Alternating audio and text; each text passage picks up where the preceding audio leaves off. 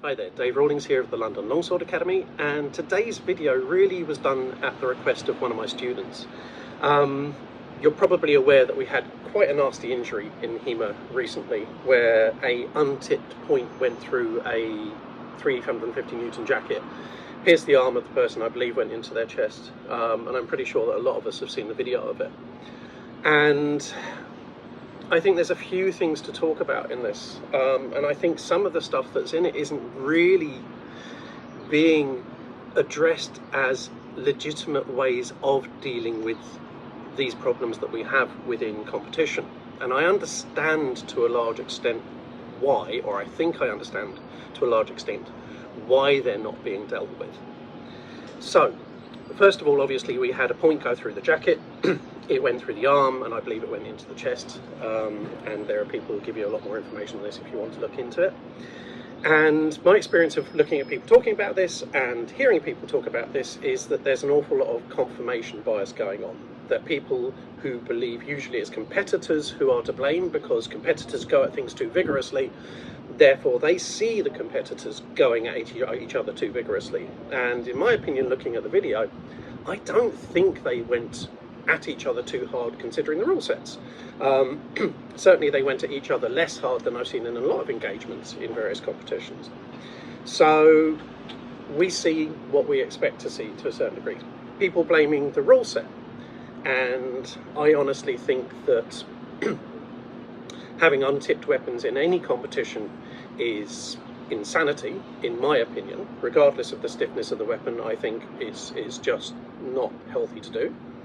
I think the main reason that this is done, and people are very, very willing to correct me in the comments, the main reason that this is done is in order to prevent tips snagging on the mask and causing whiplash and this kind of thing. And I get that. But I feel there's a degree of hubris in how we're dealing with this.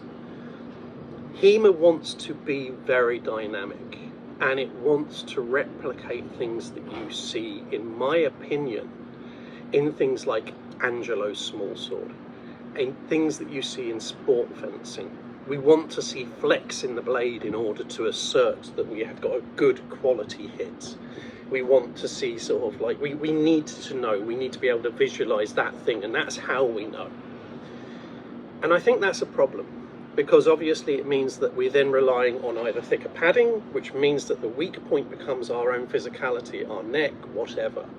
We're relying on there being flex in the weapon, which affects some forms of play. You have to accept it does. It affects how blades play together. So it's not an easy subject, and I feel if you're going down the route of you want to see flex, then you have to take similar decisions to those that have been made by sports fencing, to have a lighter, more flexible weapon, and to accept that you're going to deviate from maybe more traditional ways of fencing, earlier fencing, in order to get that dynamic flex and thing that you want to see. And then obviously we need to talk again on this. Needs to be an ongoing conversation about how the protective gear is developed and this kind of thing. But I also feel that we're not really fully aware of the long-term effects of these repeated impacts into the masks and this kind of thing. And, you know, taking one or two in a competition might be okay, but having a lifetime of fencing and doing that, you're not looking after people. And I know we're attempting to, but I don't know whether we are having a mature enough conversation. And I do not mean that as an insult. Honestly, I've seen the competition circuit grow and grow and grow, and particularly in the UK, I have to say, I don't attend, I don't take part, but I am so impressed and so grateful for the care that they have taken to make things safer. And everybody I know who's gone into competition in the UK recently has spoken about how much safer it has felt than it did a few years ago, how inclusive it is. So there's so much positive about it. So it's not an attack on this thing, it's that I think that honestly we are not having a serious discussion about other ways.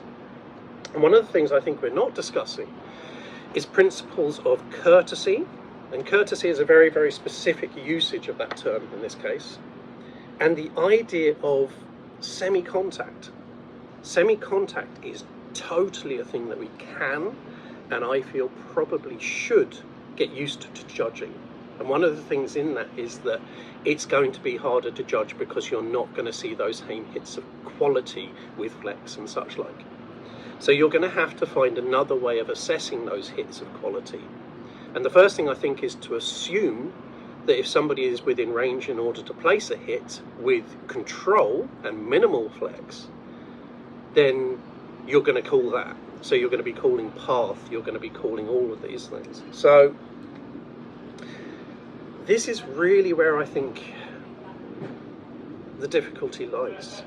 We need to have a form of competition, if you want to protect people in the long term, that is more representative of historical forms of bouting, early forms of historical bouting, where effectively things like the mask and the jacket become things which are incidental rather than absolutely necessary. They are there to protect you against happenstance and accidents rather than being a cushion to suck up blows. And I can understand why this is going to be unpopular, because it's probably going to look a lot less fucking dynamic, and we want to see that dynamic, and we want to feel the adrenaline like going at each other. But I think you'll still feel that adrenaline if you're both under the understanding that you need to deliver the blow in a controlled manner, in a way that, and I mean seriously controlled. When I talk about courtesy, we're talking about the idea that if you go to thrust someone in the face, you will stop it at the face, not through the face.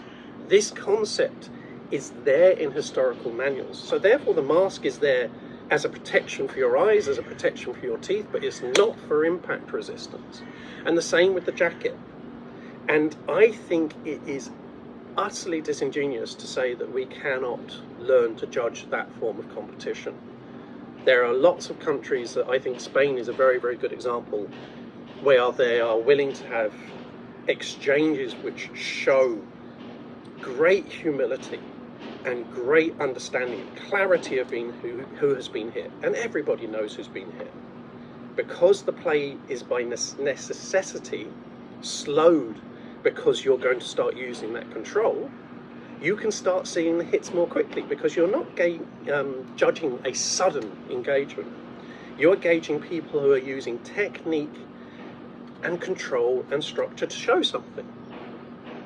So because the play slows, because the violence of the play slows, the play becomes more technical, it becomes every bit as skilled. And if you can say that somebody in competition is going too hard, and you can make an arbitrary judgment at, say, 25 miles an hour, that is too fast, and the kinetic from that is going to be too hard, you can surely make a judgment where you can do that at 5 or 10 miles an hour and go that in excess of that is too fast or too hard. So I think we as a community can manage this. We can say that we can drop the level of force, that we can drop the level of speed. That should enable people to have more technical fights. Yes, it will be less athletic in some ways. Potentially it won't. As long as you both know that you have to make those shots pulled. And if you slow it down that much, if you take those different elements, I think there are ways that we can make people safer. The idea of flexing on people, I do not feel long term is healthy for us. A lack of incidents is not protection against their eventuality. And I think we have to be careful.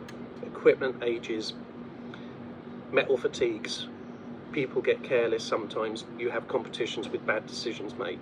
And all of those things are potentially going to injure somebody or end their career. And every year we get people who stop training because they get injured in the competition, or they take a blow that's too hard to the mask, or they feel that they can't do something safely. So I think we need to look at how we can keep each other safe long term. My suggestion, again, if I haven't been clear, is look at historical methods. Look at things like Lakukna, where you're going, well, if you're doing this, you can, if you're in real life, you could stab them and you could put the point through them. In the Sal, you can push them away from you. And the fact that you're pushing them away from you kind of suggests that you're not going bang, but you're kind of like, yeah, okay, we both know you got hit, I'm going to just shove you away. Doesn't suggest extreme vigor. The fact that people are training without masks at these points suggests they're not smashing each other in the face and using masks in order to absorb those blows. So there's a lot we can do. Gerard Thibault, this idea of you have illustrations of the sword going right through, but we don't do that because we want to have a training partner, so we arrest out of courtesy. We show the hit would have landed. There are so many other ways we can do this. And I apologise if this is a little bit of a ramble. And I apologise if this feels that I'm stepping on anyone's territory. That's not my intent at all. My intent is for us to continue to have grown-up conversations as a community where we go, we're going to protect people into old age. We're going to protect the young people that come into this art so that they can progress. And we can teach them ways that other things have done. There are lots of martial arts that are perfectly capable of having semi-contact competitions. There are other ways we can do this safely. I don't suspect we will, because we all enjoy the spectacle and people enjoy taking part in that vigorous exercise. But I want you to think about it, and for us all to continue to think about it. And that's all. Have a good day. Take care.